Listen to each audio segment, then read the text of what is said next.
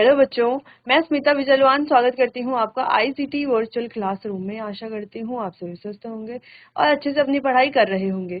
बच्चों, आज हम पढ़ने जा रहे हैं क्लास 10th की साइंस। और क्लास 10 साइंस में हमारा चैप्टर चल रहा था कार्बन एंड इट्स कंपाउंड। यानी कि इस चैप्टर में हमने कार्बन और उसके कंपाउंड्स के बारे में हम स्टडी कर रहे थे।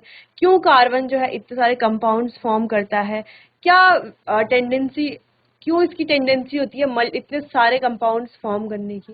ठीक है, जैसे कि हम जानते हैं जो हमारी पीरियोडिक टेबल है, पीरियोडिक टेबल में जितने एलिमेंट है उतने एलिमेंट सब मिलकर के जितने कंपाउंड बनाता है उससे कहीं ज्यादा कंपाउंड अकेले कार्बन बना लेता है। इसीलिए हम इसको एक अलग चैप्टर में पढ़ रहे हैं। ठीक है, जैसे हम हायर क्लासेस में जाएंगे तो वहां पर कार्बन और उसके कंपाउंड जैसे कि हाइड्रोकार्बन्स, इनसे रिलेटेड हमें एक पूरी अलग साइंस की ब्रांच ही पढ़नी है, जहां पर जिसे हम ऑर्गेनिक केमिस्ट्री कहते हैं। तो हम वहां पर ऑर्गेनिक कंपाउंड्स या कार्बन कंपाउंड्स के बारे में पढ़ते हैं। ठीक है, खैर उसको तो डिटेल में डिस्कस हम आगे अपनी सीनियर क्लासेस में ही करेंगे जब हमारे पास चैप्टर आएगा। चलिए, तो यहाँ पर हम कार्बन एंड इट्स कंपाउंड की बात कर रहे थे। एक बार बच्चों हम रिवाइज कर लेंगे जो जो टॉपिक हमने अपने प्रीवियस लेक्चर में पढ़े थे, फिर आगे चैप्टर को कंटिन्यू करेंगे। कार्बन आया कैसे? अब हम जानते हैं कार्बन हमारे एटमॉस्फेयर में मिलता है। ठीक है, अर्थ के क्रस्ट में मिलता है। ठीक है, और जितने भी हमारे लिविंग ऑर्गेनिज्म है उन सभी में हमें कार्बन देखने को मिलता है। ठीक है, जैसे कि लकड़ी है, कोयला है, चारकोल है, तो जितने भी हमारे फ्यूल हैं यानी कि ईंधन है उन सभी में हमें कार्बन जो है वो देखने को मिलता है। ठीक है, चलिए, तो कार्बन बहुत सारे कंपाउंड्स में भी प्रेजेंट होता है, जैसे कि कार्बोनेट, हाइड्रोजन। ठीक है, इन सभी में कार्बन प्रेजेंट होता है। कार्बन हमेशा फ्री स्टेट में मिलेगा, किसकी फॉर्म में? डायमंड, ग्रेफाइट और फुलरेंस की फॉर्म में। ये बच्चों फ्री स्टेट में मिलता है। ठीक है, चलिए, अच्छा एक बार इसे देखना आप। चलिए, तो हम बात कर रहे थे बॉन्डिंग इन कार्बन। अब कार्बन में बच्चों होती है कोवेलेंट बॉन्डिंग। कोवेलेंट बॉन्डिंग क्या होती है? कोवेलेंट बॉन्डिंग यानी कि उनके बीच में प्रेजेंट होता है कोवेलेंट बॉन्ड। अब कोवेलेंट बॉन्ड कैसे आता है इनके बीच में? क्योंकि यहाँ पर होती है इलेक्ट्रॉन की शेयरिंग, जिस वजह से इलेक्ट्रॉन की शेयरिंग से बनता है हमारा कोवेलेंट बॉन्ड। दूसरी चीज, इसकी वैलेंसी होती है 4, इसीलिए इसे टेट्रावैलेंट भी कहा जाता है। अब ध्यान देने वाली बात यह है बच्चों कि यहाँ पर दो प्रॉपर्टीज हमने पढ़ी कि एक टेट्रावैलेंसी, ये क्या करते हैं? 4 बॉन्ड फॉर्म करते हैं, और एक दूसरी जो हमने पढ़ी कि ये कैसे बॉन्ड फॉर्म करते हैं? कोवेलेंट बॉन्ड फॉर्म करते हैं। अब ये हमें ध्यान में रखना है क्योंकि ये हमारे आगे काम आने वाले हैं। चलिए, तो कोवेलेंट बॉन्ड बनता कैसे इसके बारे में हमने बात कर दी थी, है ना। वैलेंसी की मदद से हम क्या कर सकते हैं? यहाँ पर कोवेलेंट बॉन्ड फॉर्म करते हैं। अब दूसरी चीज हमें ध्यान रखना है, कोवेलेंट बॉन्ड बनता कैसा है? इलेक्ट्रॉन की शेयरिंग से। जब इलेक्ट्रॉन शेयर होते हैं तो शेयरिंग से कौन सा बॉन्ड बनता है? कोवेलेंट बॉन्ड बनता है। ठीक है, इतना आपको ध्यान रखना, एक बार नोट कीजिए। चलिए, तो कोवेलेंट बॉन्ड बॉन्ड क्या होता है ये हम समझ गए। जैसे कि एग्जांपल देख लेते हैं, जैसे कि अगर हम बात कर रहे हैं CH4 की, CH4 क्या होता है? हमारा मीथेन का है ना, मीथेन। तो यहाँ पर बॉन्ड कैसे फॉर्म हो रहा है? देखो, ये है कार्बन। कार्बन के पास आउटर शेल में यानी कि वैलेंस शेल में कितने इलेक्ट्रॉन होते हैं? 4 इलेक्ट्रॉन होते हैं। 1 2 3 4 इलेक्ट्रॉन्स को हम क्रॉस से शो कर रहे हैं। ठीक है, चलो 4 इलेक्ट्रॉन होते हैं, ये हम समझ गए। अब इस कार्बन से क्या जुड़ा हुआ है? 4 हाइड्रोजन जुड़ा हुआ है। ठीक है, अच्छा हमें ये CH4 दिख ऐसे रहा है, लेकिन अगर इसका स्ट्रक्चर हम डिटेल में देखें तो कुछ ऐसा स्ट्रक्चर इसका होता है, कुछ ऐसा स्ट्रक्चर इसका होता है। ठीक है, तो यहाँ पर आ गया हमारा एक हाइड्रोजन, और इस एक हाइड्रोजन के पास एक इलेक्ट्रॉन है। यहाँ पर आ गया दूसरा हाइड्रोजन, इसके पास भी एक इलेक्ट्रॉन है। तीसरा हाइड्रोजन, एक इलेक्ट्रॉन है। चौथा हाइड्रोजन, इसके पास भी एक इलेक्ट्रॉन। अब हाइड्रोजन के आउटर शेल में एक एक इलेक्ट्रॉन है। इसे अपना वैलेंस शेल कंप्लीट करने के लिए कितने इलेक्ट्रॉन और चाहिए? एक इलेक्ट्रॉन और चाहिए। तो ये क्या करेगा? इस कार्बन से इसका ये वाला इलेक्ट्रॉन, ये क्रॉस वाला इलेक्ट्रॉन है ना, जो ये सारे हाइड्रोजन क्रॉस वाले इलेक्ट्रॉन इनसे शेयर कर, ठीक है, ले लेंगे। मतलब फिर इस इलेक्ट्रॉन कार्बन से लेने के बदले उसे क्या देंगे? उसे अपने वाले इलेक्ट्रॉन जो है, ये सर्कल वाले इलेक्ट्रॉन, ये शेयर करेंगे कार्बन के साथ। अब देखो, कार्बन के खुद के पास 4 इलेक्ट्रॉन है, लेकिन होने कितने चाहिए? टोटल 8 इलेक्ट्रॉन होने चाहिए। इसीलिए ये क्या करता है? हाइड्रोजन से एक एक इलेक्ट्रॉन ले लेता है। अब देखो, ये जो सर्कल हमें दिख रहा है इसमें कार्बन के इलेक्ट्रॉन शो हो रहे हैं। तो कार्बन के अब टोटल कितने हो गए? देखो, 4 तो उसके पास थे और एक एक उसने 4 हाइड्रोजन से ले लिए। यानी कि 4 अपने पास से, 4 उसने हाइड्रोजन से ले लिए हैं। ठीक है, तो टोटल कितने हो गए, 8 इलेक्ट्रॉन। तो ये अब क्या हो चुका है, स्टेबल हो चुका है। वही हाइड्रोजन की बात करते हैं, हाइड्रोजन के पास अपना तो एक एक इलेक्ट्रॉन था, एक एक सर्कल था। ठीक है, तो ये जो बड़ा सर्कल हमने बनाया है, ये क्या शो करता है कि इस हाइड्रोजन के पास अब 2 इलेक्ट्रॉन। अब कुल मिला के बात है यहाँ पर हो क्या रहा है, यहाँ पर ये क्या कर रहे हैं, इलेक्ट्रॉन की शेयरिंग कर रहे हैं। ठीक है, तो इस तरीके से यहाँ पर सिंगल बॉन्ड, क्योंकि सिर्फ 2 इलेक्ट्रॉन की शेयरिंग हो रही है तो सिंगल बॉन्ड बनेगा। जैसे कि ये हमें स्ट्रक्चर दिख रहा है, तो इस तरह से कुछ इसका स्ट्रक्चर बनेगा। अब ये जो बॉन्ड है बच्चों, इन्हें कहा जाएगा कोवेलेंट बॉन्ड, CB। ठीक है, तो कोवेलेंट बॉन्ड को शॉर्ट में हम CB लिखते हैं। तो यहाँ पर फॉर्म हो रहा है कोवेलेंट बॉन्ड। ठीक है, चलिए इतनी बात समझ में आ गई। चलो, तो मॉलिक्यूल्स का फॉर्मेशन कैसे कैसे होता है, O2 का, M2 का। ठीक है, अभी तक तो हमने सिंपल वाले देख लिए थे जहां पर सिंगल बॉन्ड थे, CH4। ठीक है, जो भी हमारा इथेन है, मीथेन है, ब्यूटेन है, पेंटेन है, ये सारे हमारे क्या है, सिंगल बॉन्ड वाले। इसके अलावा और भी सारे हमने देखा। अगर हमें Cl2 का स्ट्रक्चर बनाना, ठीक है, बात की जाए अगर Cl2, तो कैसे बनाएंगे, एक क्लोरीन ये रहा, एक क्लोरीन ये रहा। इस क्लोरीन के आउटर शेल में कितने इलेक्ट्रॉन है, 7 होते हैं ना, 1 2 3 4 5 6 7। अब इस वाले क्लोरीन की भी 7 है, 1 2 3 4 5 6 7। अब अपना अपना ऑक्टेट कंप्लीट करने के लिए इनको कितने कितने इलेक्ट्रॉन और चाहिए, एक एक इलेक्ट्रॉन और चाहिए। ठीक है, तो 7 इसके पास है, एक इस ऑक्सीजन इस क्लोरीन से ले लेगा, 8 हो गए। वैसे इसके पास 7 है, एक इस क्लोरीन से ले लेगा, ये हो गया 8। अब कितने इलेक्ट्रॉन की शेयरिंग हो रही है, अब आप ऐसे नहीं करोगे कि पूरे 7 के 7 इलेक्ट्रॉन तो शेयर हो रहे हैं, नहीं, शेयरिंग सिर्फ एक इलेक्ट्रॉन की हो रही है। जो एक इलेक्ट्रॉन ये इसे दे रहा है और जो एक इलेक्ट्रॉन ये इसे दे रहा है, तो वहीं पर सिर्फ शेयरिंग हो रही है। ठीक है, इतनी बात समझ में आई। अच्छा, तो ये हो गया हमारा Cl, सिंगल बॉन्ड Cl। इस तरीके से हमारा Cl2 बन। ठीक है, चलिए, तो वैसे ही हमने यहाँ पर O2 बना लिया था जहाँ पर 4 इलेक्ट्रॉन की शेयरिंग हो रही थी, तो आ गया था हमारा डबल बॉन्ड। वैसे ही हमने N2 बना लिया था जहाँ पर 6 इलेक्ट्रॉन की शेयरिंग यानी कि ट्रिपल बॉन्ड यहाँ पर आ रहा था। चलो, तो ये जो स्ट्रक्चर है इस तरीके से हमने बना लिए थे। फिर नेक्स्ट हमने बात की थी जो इलेक्ट्रॉन डॉट स्ट्रक्चर है, ये कैसे कैसे हम बनाएंगे, तो इसकी बात हमने कर ली थी। तो एल्कीन के लिए, एल्केन के लिए या एल्काइन के लिए, चाहे किसी के लिए भी हमें स्ट्रक्चर बनाना हो, हम आराम से बना लें। ठीक है, चलो इतना क्लियर था, एक बार इसे ध्यान दीजिए। चलो, फिर बच्चों जो हमने स्टार्टिंग में बात की थी ना, चैप्टर के स्टार्टिंग में, कार्बन जो है बहुत large number of compound form करता है। तो किस वजह से फॉर्म करता है, एक चीज ये क्या, टेट्रावैलेंट है, यानी कि 4 वैलेंसी, तो 4 और कंपाउंड के साथ जुड़ सकते हैं, या चारों कार्बन और अलग अलग कार्बन के साथ जुड़ सकता है। इस वजह से ये लार्ज नंबर ऑफ कंपाउंड बनाता है। तो पहली प्रॉपर्टी क्या है, टेट्रावैलेंसी, यानी कि टेट्रावैलेंट है इस वजह से भी। दूसरी प्रॉपर्टी है कैटिनेशन। कैटिनेशन यानी कि इसकी सेल्फ लिंकिंग प्रॉपर्टी, यानी कि अपने के साथ ही जुड़ता जाता है, जुड़ता जाता है, जिस वजह से ये क्या करता है, लार्ज नंबर ऑफ कंपाउंड बनाता है, बड़े बड़े कंपाउंड बनाता है, लॉन्ग चेन्स बनाता है, ब्रांच्ड चेन्स बनाता है, क्लोज रिंग्स बनाता है। ठीक है, चलिए इतनी बात क्लियर है कि कैसे कार्बन जो है लार्ज नंबर ऑफ कंपाउंड बनाता है। इसकी 2 इंपॉर्टेंट प्रॉपर्टीज की वजह से, पहली प्रॉपर्टी है कैटिनेशन, दूसरी है टेट्रावैलेंसी। नेक्स्ट था, हम हाइड्रोकार्बन्स की बात कर रहे थे बच्चों। अब इस पॉइंट को हमें ध्यान से देखना है, हमने ये पढ़ लिया था, एक बार इसे अच्छे से रिवाइज करना है कि जो हाइड्रोकार्बन्स है, हाइड्रोकार्बन्स का मतलब क्या है, जैसे कि नाम है हाइड्रोकार्बन, यानी कि किससे मिलकर के बना है, हाइड्रोजन और कार्बन से मिलकर के बना है, इसलिए इसका नाम क्या है, हाइड्रोकार्बन।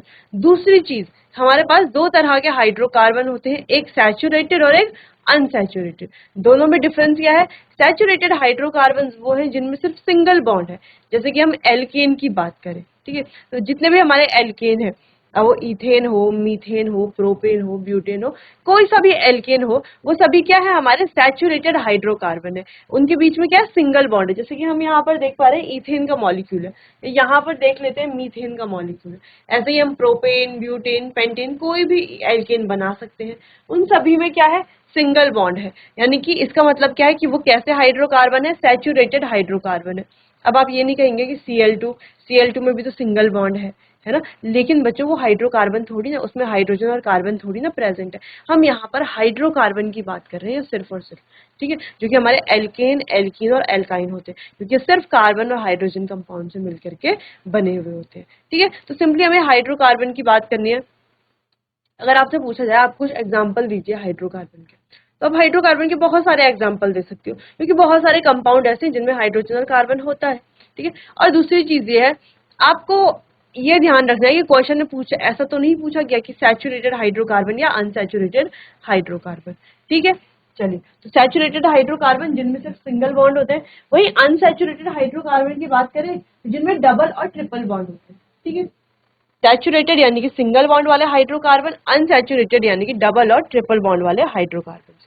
तो कुछ एग्जांपल्स यहाँ पे, जैसे प्रोपीन दिया हुआ है यहाँ पे एग्जांपल में, ठीक है। तो प्रोपीन यहाँ पर एग्जांपल दिया हुआ है, तो इसमें क्या है, बीच में डबल बॉन्ड है, ठीक है। हालांकि सारे इधर उधर वाले अगर हम देखें, दोनों लेफ्ट राइट दोनों तरह से, दोनों साइड वाले कैसे हैं, सिंगल बॉन्ड वाले, लेकिन बीच में तो एक डबल बॉन्ड प्रेजेंट हो गया ना, अब ये कैसा हो गया है, अनसैचुरेटेड हो गया है, ठीक है। वैसे एल्काइंस की बात करें तो इनमें होते हैं ट्रिपल बॉन्ड, और ये भी क्या है, हमारा अनसैचुरेटेड ही हाइड्रोकार्बन है, ठीक है। कुछ एग्जांपल्स भी हमने देख लिया। आइसोमेरिज्म की फिर हमने बात की थी, जहां पर मॉलिक्यूलर फॉर्मूला सेम होता है लेकिन स्ट्रक्चर डिफरेंट होता है, ठीक है। जैसे कि हमें यहाँ पर पेंटेन के अलग अलग, नॉर्मल पेंटेन, आइसोपेंटेन, नियोपेंटेन हमें यहाँ पर देखने को मिल रही है। तो ऐसे ही हमारे और एग्जाम्पल्स भी हो सकते हैं। तो आप चाहें, ये होमवर्क आपके लिए है, आपको ब्यूटेन,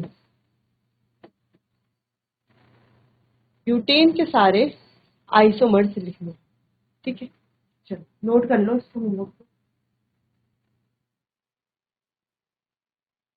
ब्यूटेन, ठीक है। चलो आइसोमेरिज्म के बाद हम बात कर रहे थे फंक्शनल ग्रुप की। अब हमारे पास यहाँ पर 5 इंपॉर्टेंट फंक्शनल ग्रुप है। पहले हमने हैलाइड देख लिया, हैलोजन एक्स से जिसको डिनोट किया जाता है। फिर हमने एल्कोहल देखा जिसका सिंबल OH हम कहते हैं, और जिसके नाम के बाद सफिक्स में ऑल लगता है, OL लगता है, ठीक है। नेक्स्ट हमारा एल्डिहाइड, एल्डिहाइड यानी कि CHO ग्रुप जहां पर लगा होगा उसे हम एल्डिहाइड कहेंगे। इसका जो सफिक्स आएगा लास्ट में, जब हम IUPAC नेम लिखेंगे तो वहां पर हम लिखेंगे AL, अल, ठीक है। फिर बात आती है हमारे कीटोन की।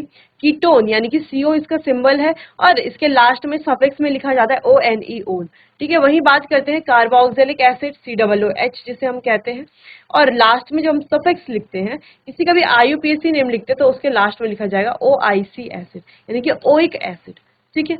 हम कोई भी ओइक एसिड बना सकते हैं, एथेनोइक, ब्यूटेनोइक, ठीक है, कोई सी भी। नेक्स्ट अब होमोलोगस सीरीज के बारे में बात कर रहे थे। एक बार आप देख लीजिए कि होमोलोगस सीरीज में हमने क्या क्या पढ़ लिया था, ठीक है। फिर हम सीधा आगे स्टार्ट करेंगे।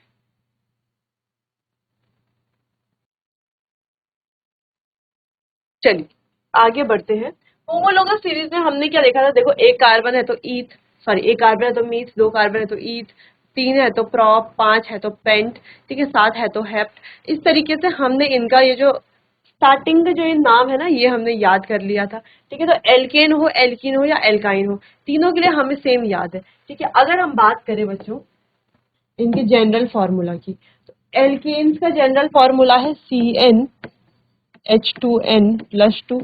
अगर हम एल्कीन की बात करें तो एल्कीन का जनरल फॉर्मूला है CnH2n, और अगर हम एल्काइन की बात करें तो एल्काइन का जनरल फॉर्मूला है CnH2n-2, ठीक है। तो ये बात हो गई जनरल फॉर्मूला।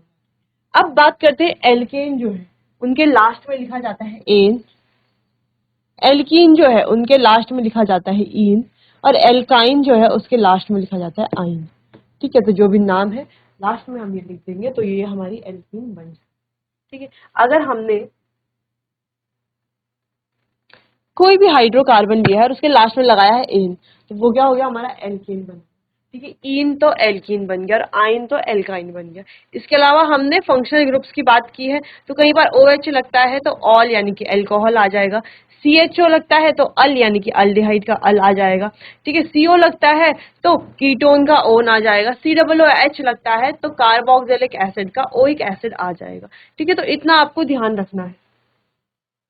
तो कुछ एग्जाम्पल्स भी हमने देख लिए थे होमोलोगस सीरीज में। एल्कीन्स को हमने डिस्कस कर लिया था, ठीक है। एल्काइन को हमने डिस्कस कर लिया था, एल्काइन का जनरल फॉर्मूला, कैसे जनरल फॉर्मूला से हम कोई सा भी एल्काइन प्रिपेयर कर सकते हैं, कोई भी एल्काइन बना सकते हैं। ठीक है, चलिए अब आता है हमारा एक इम्पॉर्टेंट पार्ट चैप्टर का। अभी तक बच्चों हमने क्या पढ़ा, कार्बन के बारे में पढ़ा, कार्बन कौन कौन से कंपाउंड बनाता है उनके बारे में पढ़ा, इसकी प्रॉपर्टीज क्या क्या है ये पढ़ा, किस प्रॉपर्टी की वजह से ये जो है बहुत सारे compound, large number of compounds बनाता है, वो बात हमने कर ली। फिर हमने हाइड्रोकार्बन पढ़ लिया, सैचुरेटेड अनसैचुरेटेड दोनों तरह के हाइड्रोकार्बन को हमने डिस्कस कर लिया, एल्कीन एल्केन और एल्काइन को भी हमने डिटेल में डिस्कस कर लिया था। ठीक है, तो अब आता है हमारा इंपॉर्टेंट टॉपिक जो है chemical properties of carbon compound, carbon compound की केमिकल प्रॉपर्टीज के बारे में। चलिए, तो सबसे पहली प्रॉपर्टी है कंबशन, दहन भी जिसे हम बोलते हैं ना, कंबशन। अच्छा, कंबशन में हमेशा आपको ध्यान रखना है कि किसकी प्रेजेंस में होगा, किसकी प्रेजेंस में होगा, हमेशा ऑक्सीजन की प्रेजेंस में होगा। ठीक है, चलिए, तो carbon compound burn in oxygen. अच्छा, कार्बन कंपाउंड कैसे बर्न होते हैं, बर्न होते हैं ऑक्सीजन में, to form water, carbon dioxide, heat and light. और क्या बनाते हैं, वाटर बनाते हैं, कार्बन डाइऑक्साइड CO2 जिसे कहते हैं, कार्बन डाइऑक्साइड बनाते हैं, हीट और लाइट भी यहाँ से बनती है साथ साथ। ठीक है, तो कंबशन हमें ध्यान रखना है, ऑक्सीजन की प्रेजेंस में क्या क्या फॉर्म करेगा, वाटर, कार्बन डाइऑक्साइड, हीट और लाइट। ठीक है, जैसे पहला प्रोसेस देखो, कार्बन को ऑक्सीजन के साथ बर्न किया, क्या बना इसने, कार्बन डाइऑक्साइड, हीट और लाइट। अच्छा, मीथेन को हमने क्या किया, ऑक्सीजन के साथ बर्न किया। ठीक है, मीथेन को क्या किया, ऑक्सीजन के साथ बर्न किया, क्या बना, वाटर, कार्बन डाइऑक्साइड, हीट और लाइट। वैसे ही हमने क्या किया, हमारे पास ये क्या है, इथेनॉल है, तो इथेनॉल को भी हमने क्या किया, बर्न किया, इथेनॉल को भी हमने बर्न किया, क्या बना यहाँ पे, H2O, कार्बन डाइऑक्साइड, हीट और light.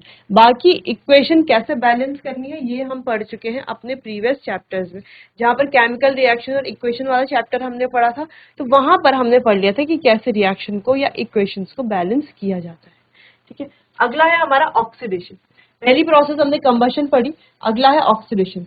Carbon compounds like alcohol are oxidised to carboxylic acid. अच्छा, ये बहुत इंपॉर्टेंट पॉइंट है, जो भी हमारे कार्बन कंपाउंड है जैसे कि अल्कोहल, ठीक है, ये क्या हो जाते हैं, ऑक्सीडाइज होते हैं to carboxylic acid on heating with oxidising agent. तो जब इसे किसी ऑक्सीडाइजिंग एजेंट के साथ हीट किया जाता है तो ये क्या बनाते हैं, कार्बोक्सिलिक एसिड में कन्वर्ट हो जाते हैं, कौन, अल्कोहल। तो अल्कोहल से क्या बन रहा है, जैसे देखो ये हमारे पास इथेनॉल है, इथेनॉल में हमने डाला कोई ऑक्सीडाइजिंग एजेंट जो कि है हमारा पोटेशियम पर मैग्नेट, K2Cr2O7, पोटेशियम पर मैग्नेट।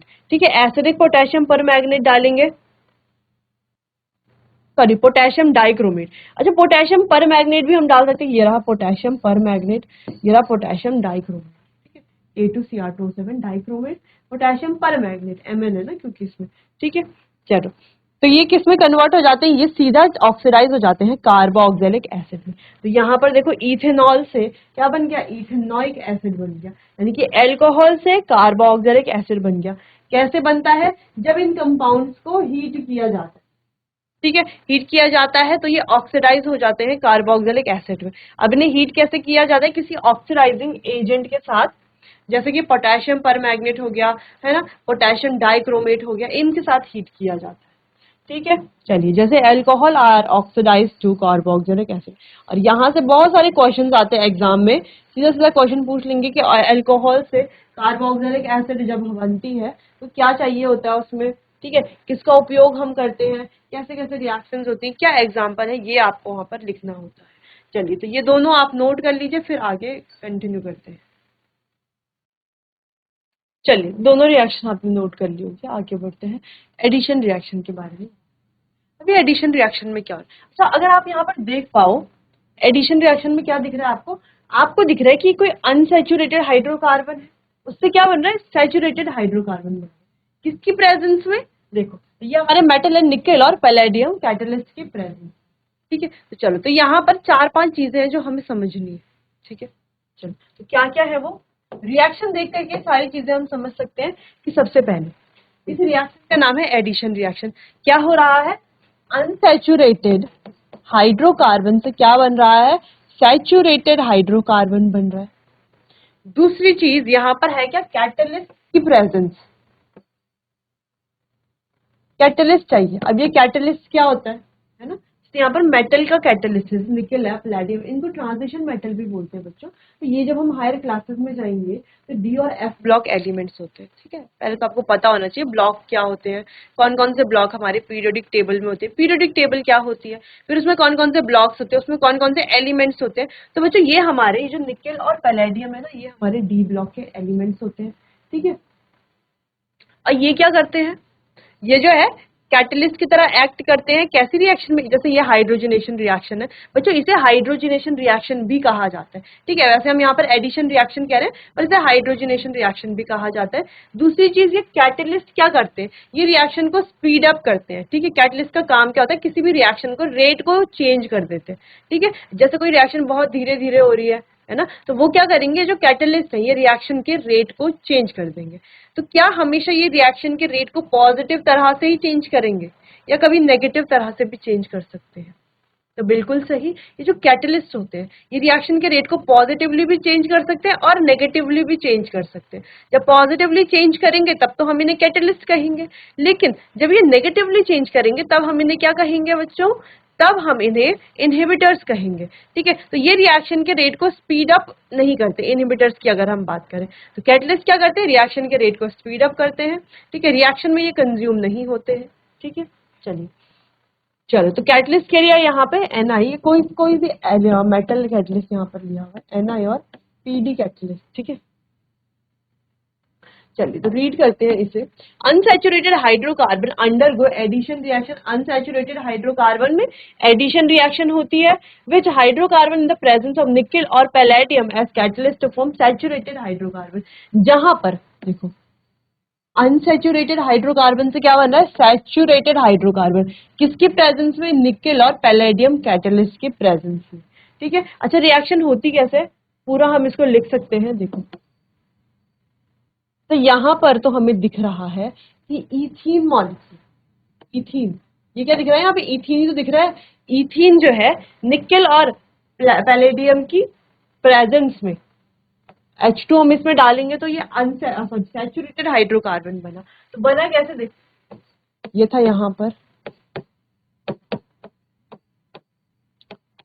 ठीक है। तो H2 हमें डालना है ना, H2 का मतलब क्या है, H2 को क्या हम H2 को ऐसे लिख सकते हैं, ऐसा लिख सकते हैं, बिल्कुल लिख सकते हैं। तो इस तरीके से एक H आ जाता है यहाँ पर और एक H आ जाता है यहाँ पर, यहाँ से ये बॉन्ड ब्रेक होकर के इसके साथ और इसके साथ बॉन्ड फॉर्मेशन करता है, ठीक है। जिससे कि ये कैसा बन जाएगा, देखो C, अब एक H, दो H और एक H हो गया ना यहाँ पर, CH3 सिंगल बॉन्ड, अब दो H तो थे और एक ये वाला H आ गया CH3, ठीक है। CH3 single bond CH3 structure बनाए तो ऐसा कुछ बनेगा।